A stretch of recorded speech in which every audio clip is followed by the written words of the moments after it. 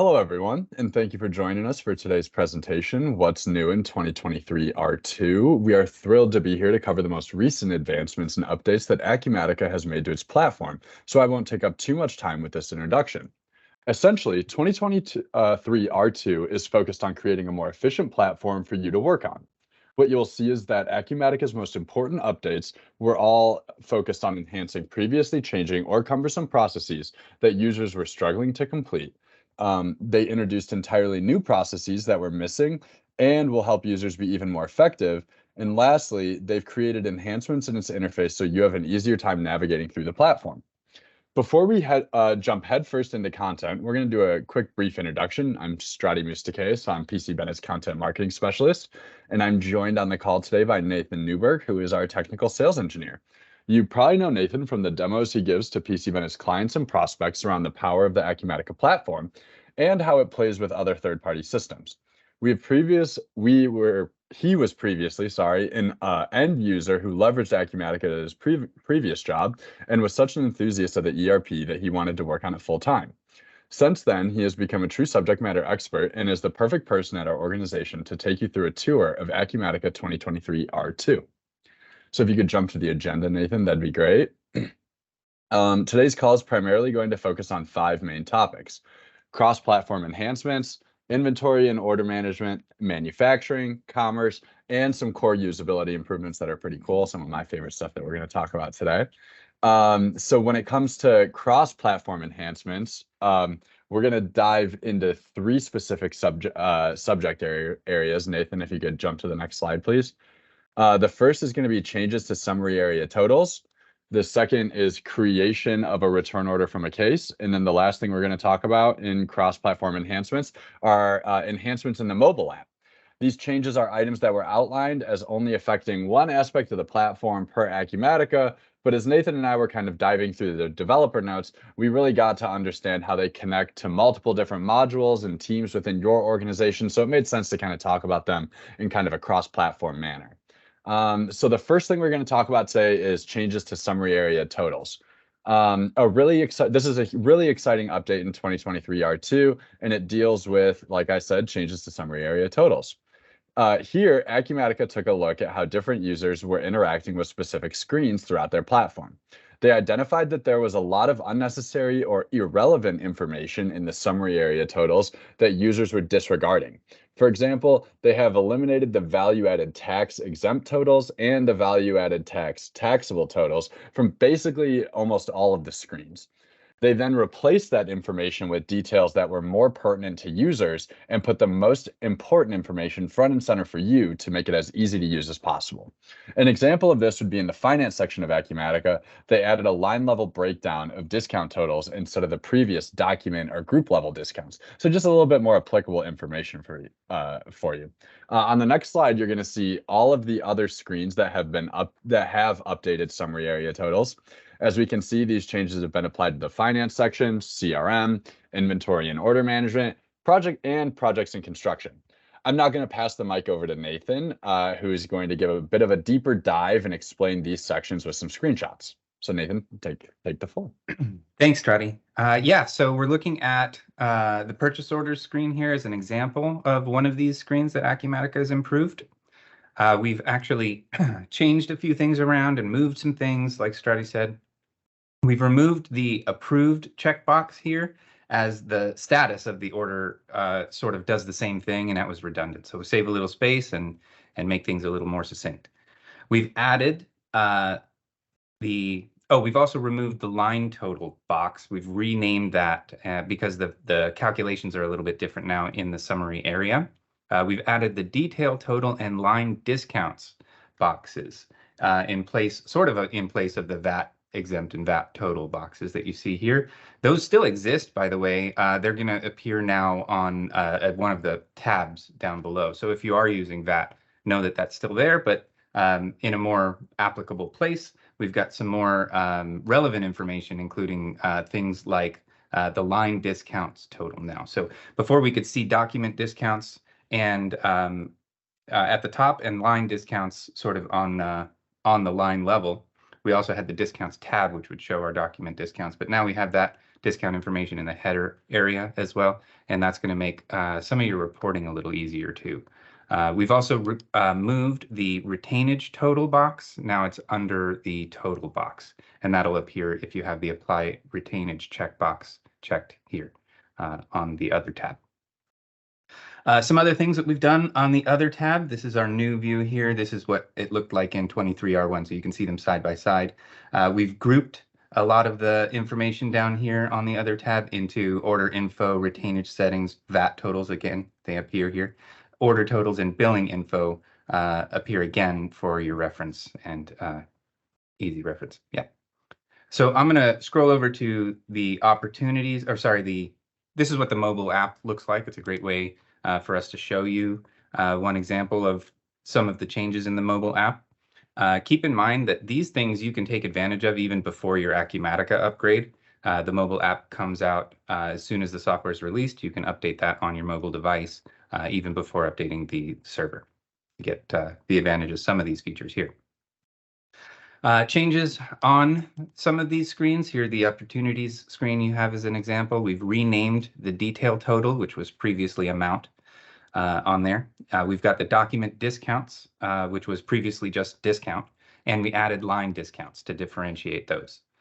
We moved the tax total. That's now up at the top of the screen. So if there's tax on the order, you can see that very easily and follows you through some of the other tabs if that's something important to you. And some of the UI elements on this screen are dependent on some of the conditions on the screen. So for example, whether the manual amount checkbox is selected on the summary tab, that's going to determine what shows below, and I can tell you how that works. And then whether the customer discounts feature is enabled in your Acumatica instance will influence whether we see some of these screens or some of these fields and how they work for you. So in the first screenshot, you can see that the manual amount box is cleared. So if the customer discounts feature is enabled in your Acumatica, the detail total, the line discounts, the document discounts, the summary, all of that's going to be on the summary tab. The tax total and tax boxes and total boxes are going to appear on the screen as read only. Okay, so again, in the second screenshot, this is how it might look if the customer discounts feature is disabled in your Acumatica instance. You're not using that feature. So at the summary area or on the summary tab and at the top area of the screen are going to look the same, but the document discounts box is now available for editing, so you can do some manual discounts there if need be.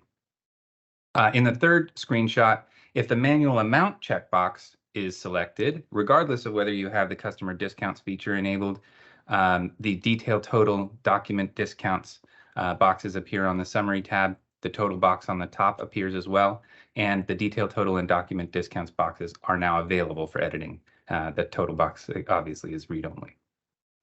Okay, so back to you, Strati. We can talk a little bit more about some of those other new features. Yeah, fantastic. Thank you, Nathan. So a really exciting thing to talk about with 2023 R2 is the creation of a return order from a case. This new functionality is really important because when it comes to customer relations, being quick and agile are some of the most crucial elements to have a really thriving and successful team. As you level up and improve your service, you have a higher likelihood of creating repeat customers and evangelists who will recommend your business or products to peers. Acumatica understands this and has created an entirely new process to create return orders that better connects your customer relations team with your warehouse. In 2023 R2, you can now create return orders directly from cases. That means that when a case is submitted, the customer relations team member will be able to quickly stir up a return order that is sent directly to your warehouse. This creates better synergy between your teams, creates better visibility amongst everyone in your organization, and allows you to act with greater speed. Nathan's going to show us exactly how to do that right now. So Nathan, go ahead. Thanks, Strati. Yeah, turns out this one started as an idea on the Acumatica community forums and got 73 votes from partners like us and customers like you, and now it's a real feature. So just a testament to how Acumatica listens to the audience, the users, and actually takes action on those suggestions and great ideas. So I'm going to open up a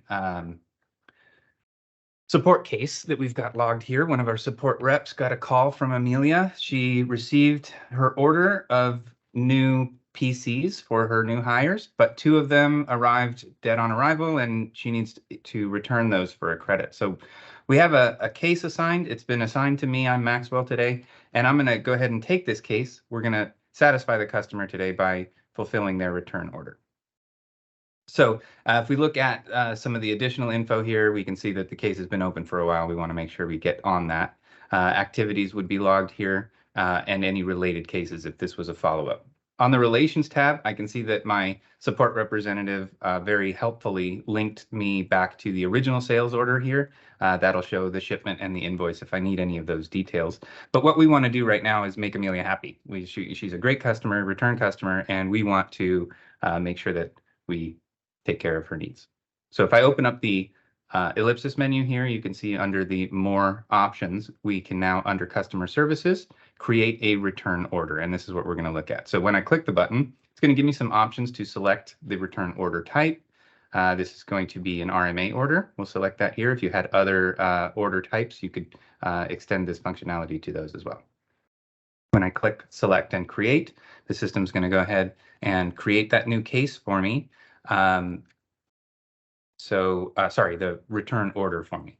This is the RMA that we're going to need issued so that Amelia can process this return for her. We can add the details in here to the RM order, but as soon as I save the order, what's going to happen is we're going to get an order number, and what that does is it actually links it back to the case for us now. So as soon as this return order exists, I head back to the case view, hit refresh, and now I can see I have that new derivative RM order attached to the return case. Some of the new features that are going to be coming in 24 R1 include further enhancements to this with notifications that are going to automatically notify the case owner and the customer if required or if requested of the completion of that RMA order. All right, Strati, back to you. Cool. Thank you, Nathan.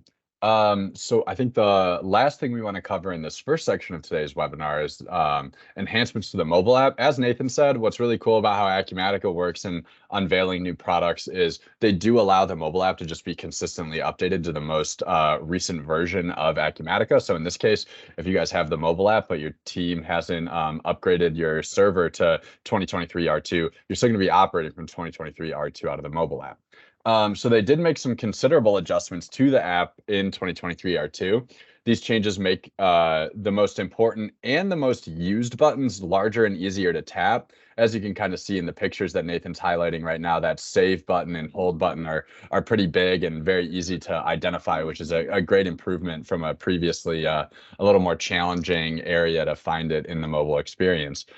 They've also fixed a previously annoying challenge where user-defined selector fields like drop-down boxes, they were only text entry fields, so it just wasn't creating like that kind of cohesive feel from your web browser to your mobile app. And so, you're just having a more consistent use case now, which I think just kind of makes everyone happier. And then the last thing is they also created a really helpful sort feature in list view screens.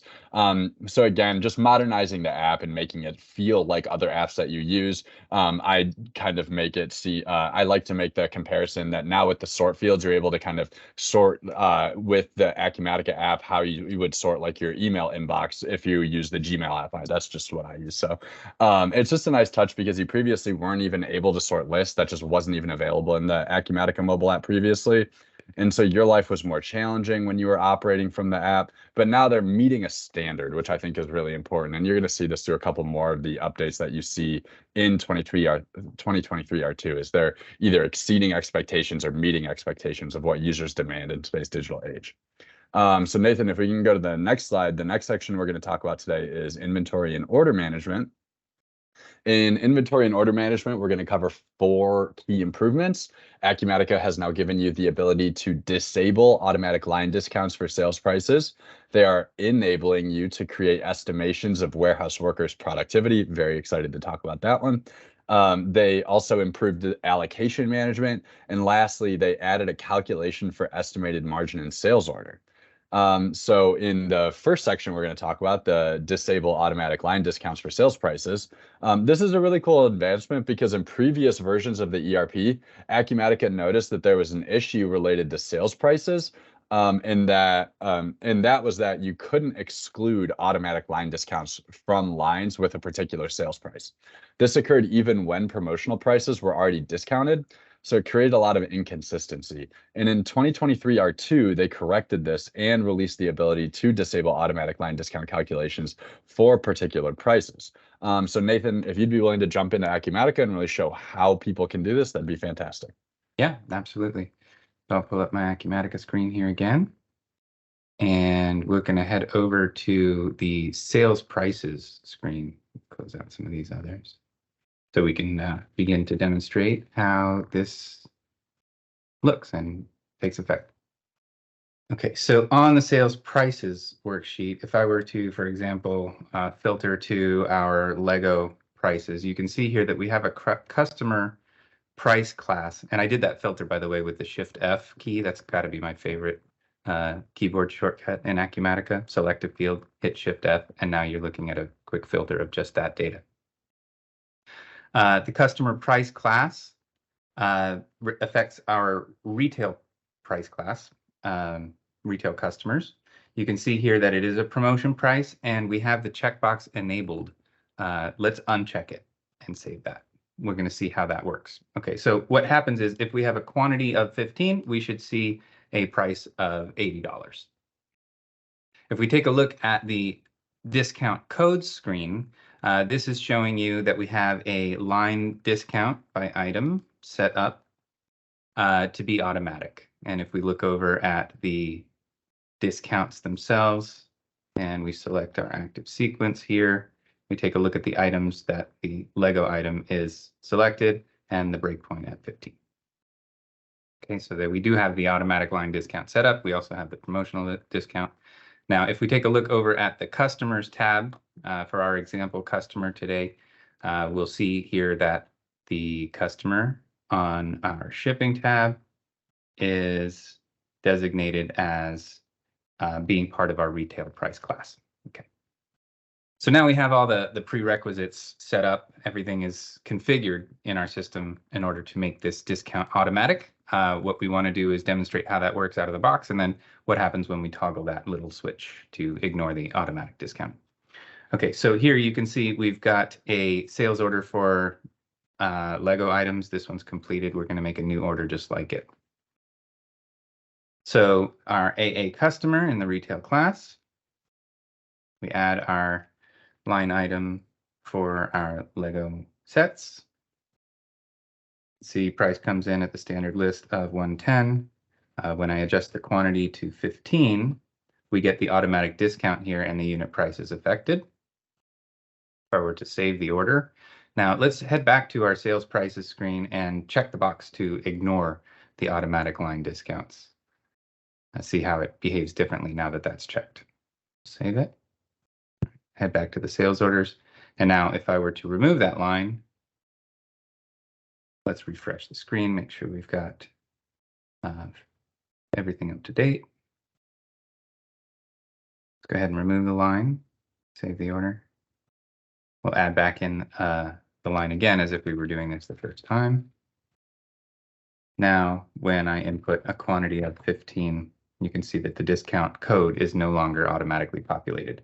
If I wanted to add that in, I certainly could. It's selectable. It just gives me manual control now over that discount, and it doesn't automatically apply it for us. So again, like Strati said, if we've got some promotional prices, maybe something that's in effect at a certain period of time, we don't want double dipping, or we don't want to double issue a discount on those particular orders. So with the ability to disable the automatic application of those discounts, we have a little more control over that now.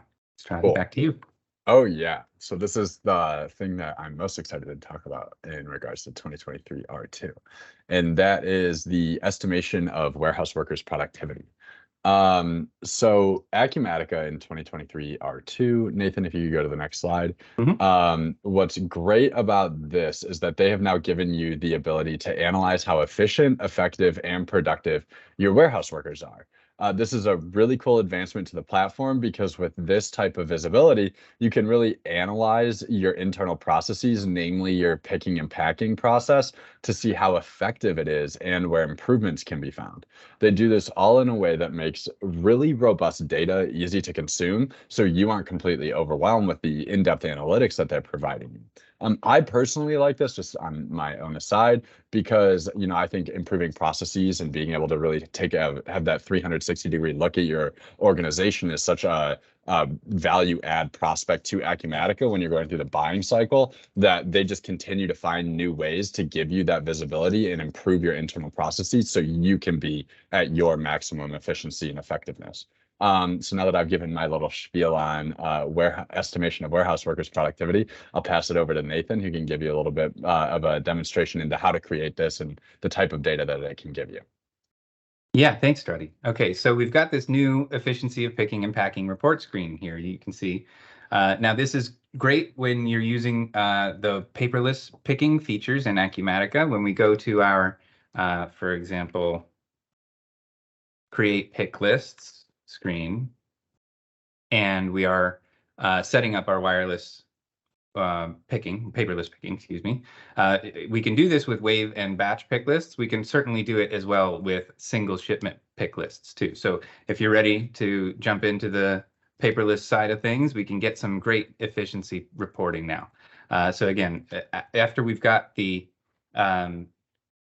pick lists generated, picked, packed, etc., we now have statistics on those. So you can see here we've got some picking operations. We can see how many items were picked, how many shipments on those items, the total quantity, and then actual time, how long that took. And that gives us some efficiency statistics here now.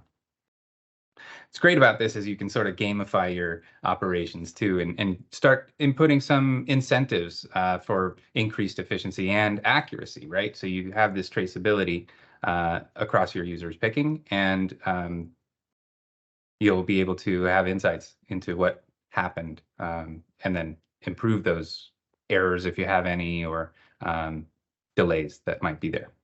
We can use some of the checkboxes on the screen, including these parameters, to get some more details. If we wanted to expand by day, we could get a summary here by day of each operation, picking and packing for the day, picking and packing for the next day. We can include user data. So again, we've got traceability across who was doing this. We can use a user filter there to show just that user's information.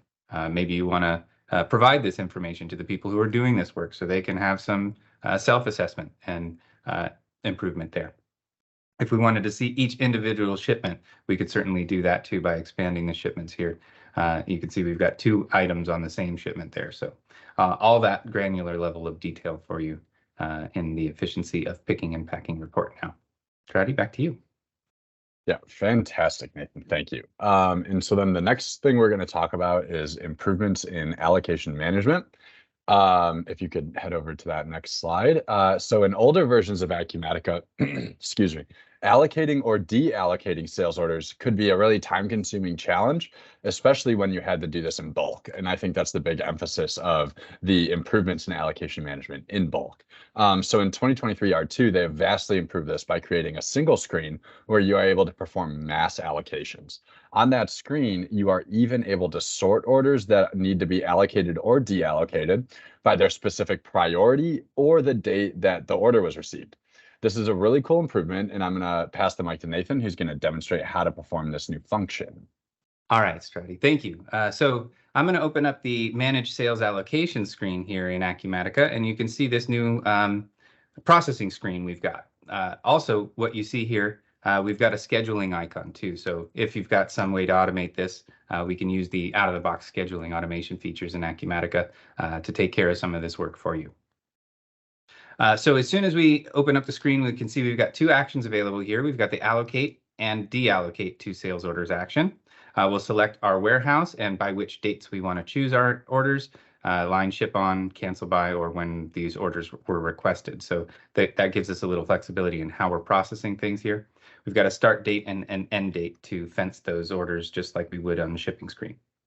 In the order type box, we have a multi-select here, so we can select off one or more types of order to affect the order status as well. Maybe we want to allocate to all those orders on hold that new inventory that just came in. So we can select one or more types of order there. The order priority here, that's something you're going to see on the customer location level. And when new orders come in for those customers at that location, they're going to be assigned the priority associated with the location. So we can use that field, which has been there in Acumatica for a while, but now we can leverage that in prioritizing our sales allocation. We can filter to a specific order number using this order number box. We can even use the inventory ID box to filter to a specific inventory ID. The list feature here is really handy. For example, if you're just received in a new purchase receipt and you want to allocate all the items that came in on that receipt, you can use the list import and upload a quick list from that PO of all those items that you want to allocate that new inventory for. Okay, so we're looking at some of our open orders here. We've got a couple of blanket orders, some computers coming in for AltaAce. We want to allocate some inventory there. We've got an order for one, and we can allocate one. When we select that order and click the process button, now the system is going to automatically allocate the inventory to that particular order. Now, when I switch the action here to deallocate, you can see we can do the same thing by removing the inventory from the order, and that frees it up for other orders in the future. All right, so customer class and customer can help organize these things, and sales allocations is now a breeze in Acumatica. You no longer have to do this order by order. You can do it systematically. All right, Strati, back to you. So the last thing we're going to talk about in terms of inventory and order management is the calculation of estimated margin in sales orders. So in 2023 R2, Acumatica introduced a great improvement that will allow you to have better capabilities when it comes to estimating your future profits. This is the ERP signal that they want to encourage you to future-proof your business by having a more clear picture of your business's success. This is also a great feature for sales teams that have specific KPIs around generating profit. You now have better visibility into how your teams are performing in real time on a sales order by sales order basis. Nathan, can you please show our audience how to find the estimated margin? Gladly. All right, so I'm going to open up a sales order screen here, and on the details tab, when that comes up, you're going to notice we've got two new columns now, estimated margin percent and estimated margin amount, available right here on the sales order line details. We've also got that new calculation. So the estimated margin equals the order net sales minus the costs of the order divided by the order net sales times 100 for you math folks out there. So sales order lines, something to note here, sales order lines that have a unit cost of 0 or that have drop ship or blanket for drop ship selected in the PO source column are not considered in the margin calculations for an order. So the cost of sales order lines with a unit price of 0 are considered in the margin calculation for the order. Okay, so let's see how we can make use of this by implementing an approval map, maybe for sales orders with lines that fall below our target. So if we take a look at our approval maps here, we can see an example of how this can actually serve us. We're looking at the sales order approval map. I created a new one based on margin here, which says it has a one-step rule that if a sales order's estimated margin is less than 25%, what we're going to do is put that up for approval, and then we'll need an employee to approve it. Okay, so we're going to go into the sales orders preferences tab here, sales order preferences screen, sorry, and on the approval tab that we can see that we have that margin selected for that order type, or that margin approval map selected for the order type. Okay, so we're going to go ahead and enter a new sales order now and see how that's going to trigger our approval prompt. Select a customer here. Maybe ABC Venture is interested in buying a new machine from us. Okay, it's not an inexpensive one. So they're going to need one of these. They're asking for a big discount this time from 30. They want to pay only 26 $1,000, which makes our estimated percent of margin only 23. So when we save the order here, when we try to take it off of hold, that margin falling below our minimum is going to trigger our approval here. So now we have an approval waiting from Jay Parker, as we demonstrate. Okay, so if we take a look at the sales orders list, we can actually see now that we've got the side panel here, and we can see the margin percentage right on the sales orders list side panel. Give that a second to open up. There we go. And now we can see the sales order margins here on the line details, as well as on the total screen. If we take a look at the sales manager dashboard, we've also got a way to show these orders pending approval right on a dashboard here to get the attention they need right away. There we go. So any orders pending approval are now going to show up here on your sales manager dashboard, just as before. All right. So with that, I think we're going to move into the next section. Go ahead, Strani. So we're going to talk a little bit about manufacturing now. With the manufacturing model, Acumatica primarily focused on creating a more streamlined approach to how you do your business, while also filling gaps that were previously in the platform. We're going to take a look at DeviceHub support for the print production order form, MRP and inventory replenishment planning enhancements, and a simplified creation of new bill of materials with the edit button. So like I said, the first thing we're going to touch on is DeviceHub support for the print production order form. In 2023 R2, you now have the ability to set up automated schedules that print production order tickets through DeviceHub. This is a great improvement because this functionality was available, but not through DeviceHub, which is commonplace throughout a lot of manufacturing operations. This is something that is much easier to understand when it's demonstrated. So Nathan, the floor's all yours on this one. I'm going to steer clear. You got it, Strati. Okay, let's close out some of those other tabs again. All right, so first place we need to start is to make sure that we've got DeviceHub enabled. That's a feature here in your enable disable features list that comes with the licensing you've got. If we move over now to the print production orders form, after you've got the DeviceHub configured and working on your network, we can see here on this screen, we now have a checkbox that says print with DeviceHub. That's the important piece. The automation schedules Strati mentioned, a lot of times we're doing this in production operations where we don't have necessarily a human driving these things. We're doing things on a schedule or periodically throughout the day. Okay, if we have this list is going to show you all of the orders that have not been printed. When an order prints from this screen, it records an action on the events tab of the manufacturing order. So that enables us to see which jobs need to be reprinted as well very easily. If I select all the ones here off the list and I hit the reprint button, you can see here that we've got some jobs that have already been printed. If we wanted to reprint those with DeviceHub, we now could use this automation screen to do that. Okay, so standard filters exist on the screen as they did before. The print with DeviceHub button checkbox here is the big change, and that's for companies that are using this in production. That's a big change, a big deal. If we wanted to define the printer manually for a particular print operation, we can do that by selecting the printer at runtime. Otherwise, it's going to be the printer which is defined as your default printer at the user level. So if you've got a printer predefined at the user setting, that's going to be the one that prints from this screen automatically. And then anytime a job is printed from this screen, it gets recorded not only in the particular order, but also in the print jobs log. So you've got traceability there for your DeviceHub printing and production orders now. All right. Thanks. Sprouty, back to you. Cool.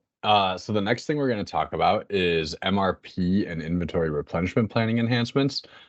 So as everyone who's in a manufacturing position or at a manufacturing organization understands, maintaining proper inventory levels is a critical aspect to any organization, And Acumatica is making vast improvements to their MRP and inventory replenishment planning processes that will make your life just that much easier, while also making your business more effective and efficient in how they go about their day-to-day operations. So in 2023 R2, users now have the ability to specify the planning method that should be used on item classes, stock items, and item warehouse pairs. For item classes or stock items, you can use one of the following planning methods. They're on the screen, so it's the 3 sub-bullets. So none, this is always this always available option signals that the stock item should not be planned for. Inventory replenishment, this indicates that the stock item is planned by using the inventory replenishment planning engine. And then lastly, MRP, and this indicates that the MRP engine is used for the item class or the stock item. Nathan's now going to show us how we can use this actually in the platform. So Nathan, feel free to take it over. Sure. Thanks, Trotty. Yeah, I'm going to start here at the item classes screen, and you can see here the planning method, those 3 that we just talked about. None means we're going to ignore it. And this is really great if you've got both MRP and inventory replenishment enabled in your system, like many manufacturers do. This is going to remove a lot of the confusion around which engine is doing your planning. So this is set at the item class level, but of course can be overridden at the individual stock item level. If we take a look at a stock item screen here, we can see how that setting carries through from the class when we create new items of the class. So here you can see we've got the planning method available here. On the item warehouse details screen, if we've got different replenishment methods for the item at the warehouse, we can also set the replenishment method at the item warehouse pair. Okay, some things have been moved around here as well as on the warehouses tab. If we look at the inventory planning tab, this tab has been renamed, and you'll see this across many screens in Acumatica where we used to see replenishment before. Inventory planning now seems to make a little more sense when we're talking about the differentiation between these 2 methods.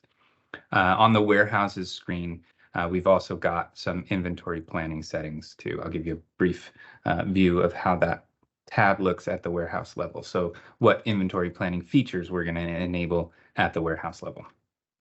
Okay, the class sets the default, and we talked about we can override this at the new item level, but the replenishment method must be the same across item warehouse pairs. So that said, when you set the item up, it must be shared across item warehouse pairs.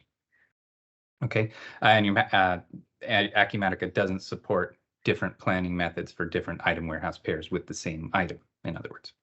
Okay, so that planning method box is really the one that's deciding which replenishment method to use, whether that's MRP or the standard distribution replenishment engine.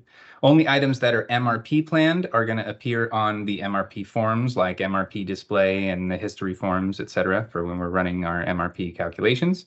Conversely, you'll only see items specified to use the inventory replenishment method on screens like prepare replenishment and calculate and apply replenishment parameter screens. The full list of which screens and which appears where is in the release notes. If you guys have more questions about that, you can check there. It's available publicly, or reach out to us and we'll be happy to guide you through that. If you're upgrading for stock items, depending on which features you have enabled, the state of the MRP item checkbox in older versions is going to determine, that's on the manufacturing tab rather, of the stock item screen. That's going to determine which planning method is used going forward. So if, in other words, if you've got MRP selected in that box, we're going to use the MRP planning methods going forward. Okay, so now we can move on to how easy it is to make new bombs. And it is really just so easy to create new bombs now. So there have been some impressive improvements made in regards to the edit button next to the default bill of material ID and planning bill of material ID boxes on the manufacturing tab of the stock items and warehouse items details forms. I know that's a mouthful, but trust me, this makes your life a lot easier. So through this new edit button, you can now create a new bill of material when you click it. You're able to perform this function to create a new bill of material material stock items, creating or assigning a warehouse for the item, creating a planning BOM for an existing item, and creating a planning BOM for an existing item for a specific warehouse. So Nathan, if you would love to show us how easy it is to create new BOMs, that'd be great. You got it, Shadi. So, if you're doing this, creating a BOM starts with the stock item, right? So once we've got the stock item created, the next logical step is to create the bill of materials for that item. When we look at the manufacturing tab, we can see when we make a new item, this box is obviously blank. It used to be that in previous versions of Acumatica, and I've got another screen here up that I can show you. If we go to the same screen in the old version and see how that behaved before, when creating a new stock item,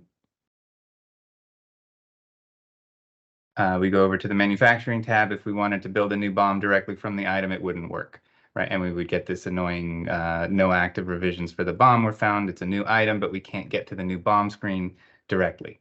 Now, in Acumatica 23R2, to further improve the workflow, clicking the edit button immediately opens the new BOM screen. So saving clicks there, increasing efficiencies across your workflows, and creation of new items in the system. Okay, same exists on the item warehouse details screen for, like we said, the planning BOMs and configurations as well. All right, thanks for that. And Strati, back to you. Cool. So we're going to move on to some commerce-related updates in 2023 R2. If we can head to the next slide, please. So a lot of the focus in commerce was on how Acumatica plays with the core e-commerce solutions on the market, and that's primarily going to be Shopify and BigCommerce. So in this section, we're going to cover availability adjustment settings, export of price lists to Shopify, import of Shopify fees, and enhanced filtering and mapping of matrix items, which can be really important because matrix items were kind of challenging to work with previously. So on the first thing we're going to talk about, which is the availability adjustment settings, in 2023 R2, users now have even more power to adjust available stock of items when exported to external systems. This new advancement makes it easier for you to show fewer items available for sale on your e-commerce site versus what is actually available in your warehouse. This is a really big deal that helps you prevent overselling. This is important because if you sell widgets, if you have 20 widgets available to be sold and your e-commerce storefront says there are 20 available, but you earlier in the day sold 10 of them in your brick and mortar store, if someone goes online and tries to buy 15 of them, you will not be able to fulfill that order because you're going to be 5 short, right? You sold 10 earlier in the day, someone's requesting 15 now, 25 total, but you only had 20 available. So this just creates a little bit more of that cohesive experience, ensures that you have better item availability so that you create more returning customers because they're happy with your order process. So Nathan, if you can hop into Acumatica and show us how to adjust availability, that would be outstanding. Sure, my pleasure. There are a couple prerequisite switches to enable if you've got your e-commerce set up. That's a couple of things changed about how the switches work.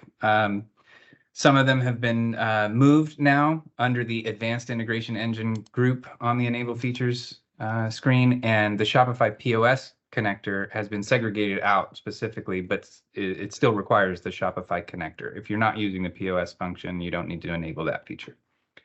Looking at the stock items screen here at this example, if we move over to the e-commerce tab, a small change in the UI takes care of a big headache, especially if you're selling items across multiple channels. Now you've got not just the brick and mortar to compete with, but you've got your own multiple websites or different sales channels if you're selling on Amazon and Walmart and eBay, and you've got parts all over the place, and you want to make sure that your availability is accurate and, again, somewhat of a safety net there for overselling or those really high volume sales transactions where you've got a lot of things going on at the same time. You want to make sure that your availability adjustment syncing stays in sync with all your sites there. This little padding is going to save you a lot of trouble and prevent those oversells. All right, Strati, back to you for price lists. Cool. Yeah. So as Nathan talked about, we're going to talk about, as Nathan mentioned, sorry, we're going to talk about exporting a price list to Shopify. So you now have this capability in 2023 R2. This is quite the innovation, to be honest, for companies that are trying to have an easier and more streamlined process when syncing pricing information between their Shopify site and Acumatica. There is one important caveat I'd really like to call out here, which is if there is both a regular price and a promotional price for the same item, customer price class, unit of measure, and currency, there's a lot of parameters there, so I'll just repeat that. The same item, customer price class, unit of measure, and currency, then the promotional price is the one that gets exported and the regular price is skipped. I'm now going to pass the mic over to Nathan, and he can show us how to perform this function and kind of demonstrate that sync from Acumatica to Shopify. Got it. Yep. Thanks, Strati. So again, in this set of features, you got to have the Shopify connector enabled. Business to business entities must also be enabled. Shopify catalogs is where we're syncing to, and that comes with your Shopify Plus plan. Something to note is that price lists are export only, which means Acumatica is the system of record here. Any changes made in the Shopify catalog are going to be overwritten with the next sync of price lists coming from Acumatica. Let's take a look at the sales prices screen, and with a couple of quick filters here, we'll be able to show you what's we're expecting to happen. Okay, so we're going to filter to customer price classes here. Note that when we're exporting these price lists, we're exporting with the sales unit of measure. So we've got to make sure that the sales unit of measure is specified, in other words, not empty. Also, if you have the multiple warehouses feature enabled, we're going to only be able to sync out those prices where no warehouse is selected. If multi-currency accounting is enabled, the currency must be active in the Shopify store that corresponds to your sales price. If volume pricing is enabled in your Acumatica system, the break quantity must be set to 0 or 1.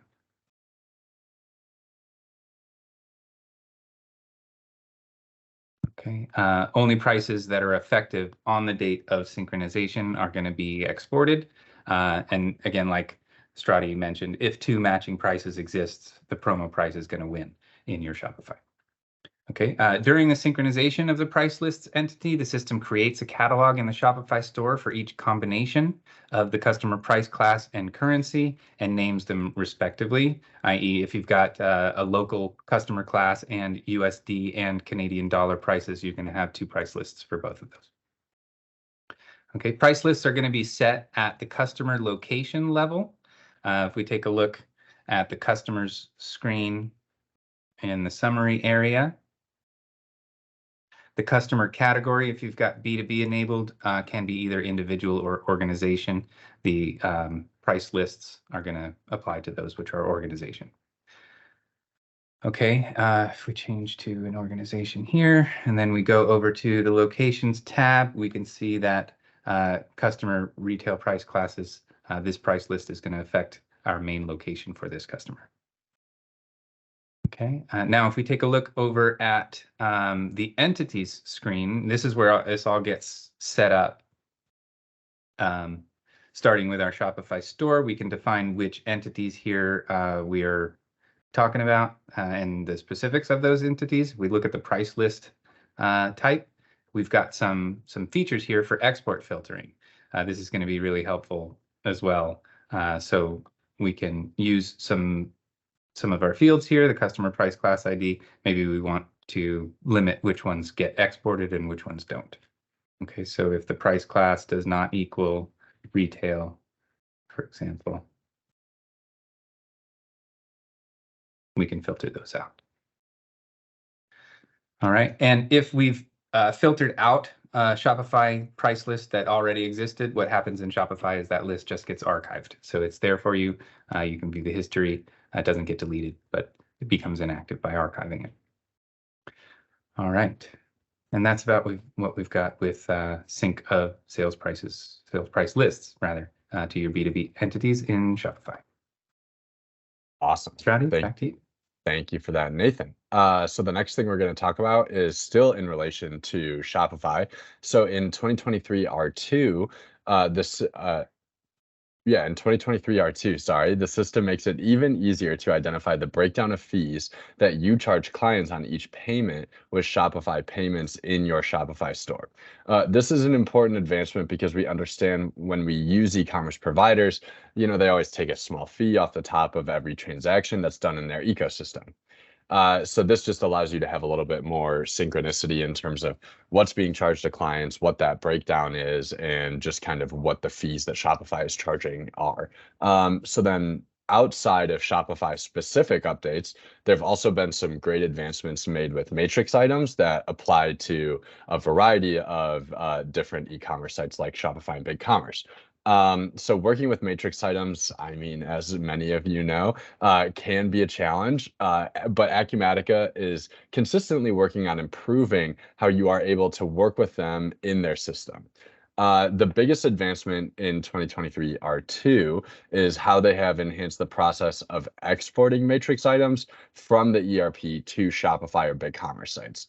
There are now even more options available when you are doing that mapping of items. Additionally, users are now able to use multiple additional fields when filtering template items while exporting to external systems.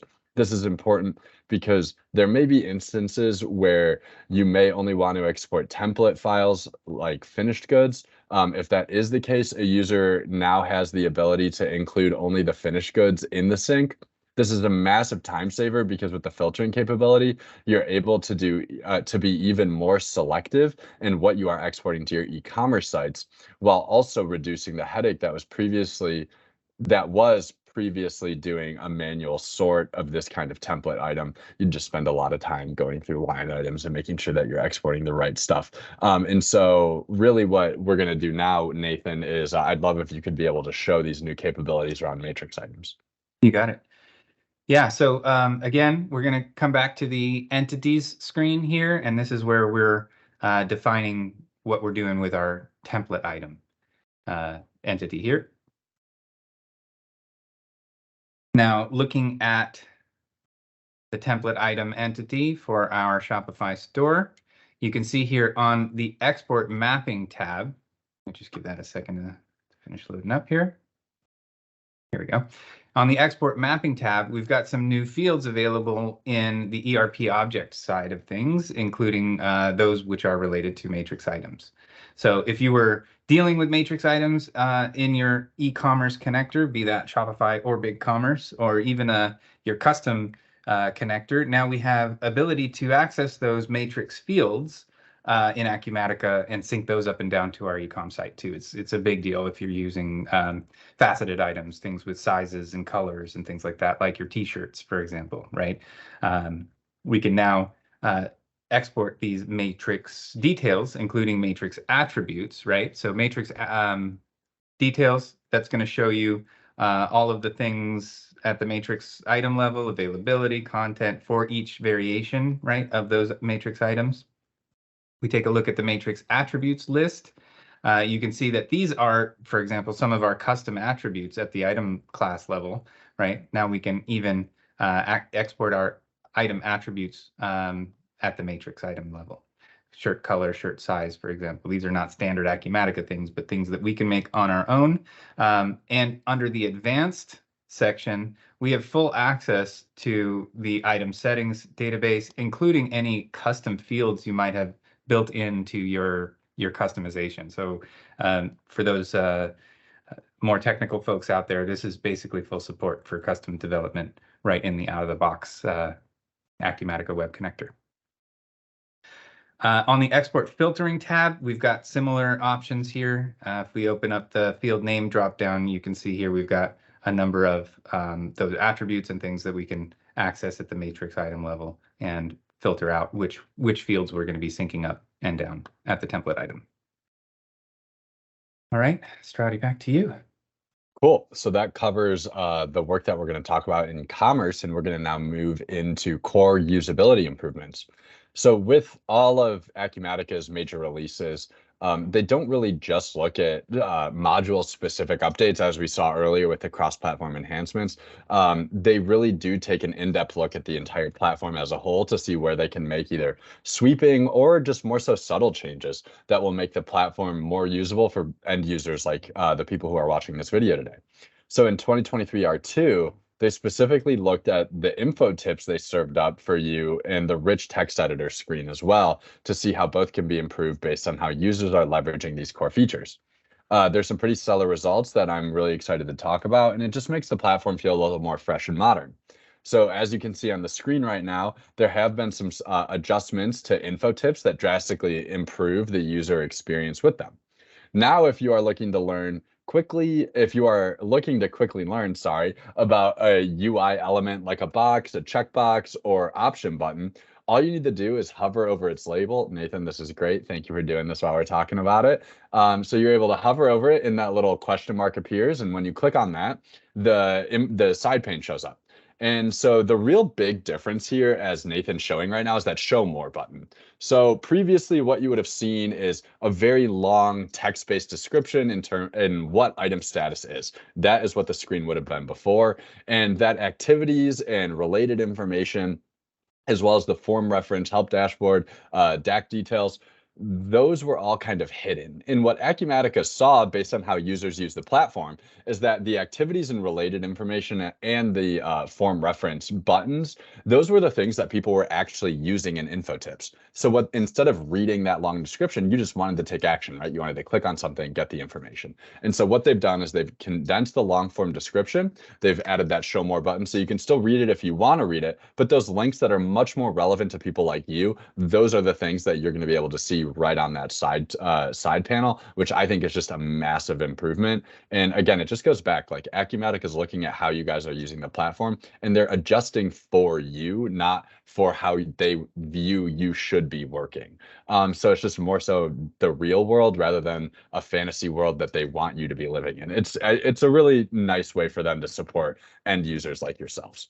So Nathan, if you could go back to the slideshow, the last thing we're going to talk about is the support of intelligent text completion. This is cool because, like I said earlier, it's just like meeting the bar, right? So a lot of the times when you're using something like Gmail or Outlook at PC Bennett, we love using Outlook. So as you're typing an email, right, it will start recommending words for you based on what you've typed in the sentence previously, but also based on behaviors of how you've typed messages in the past. It begins to understand your sentence construction, the action verbs or power words that you typically like to use, and then it'll serve up suggestions for you, and you just hit tab and it autofills. So what Acumatica has done is they've done that exact same feature. So anytime you're in a rich text editor screen, which Nathan's taking us to right now, fantastic. He'll go down to the editor, perfect, and then he'll just start typing. And as he starts typing, the please provide shows up, and it even gives you additional more further down, lengthy descriptions. It just serves up lengthier descriptions the further down the list you go. So again, I mean, like this is just nice.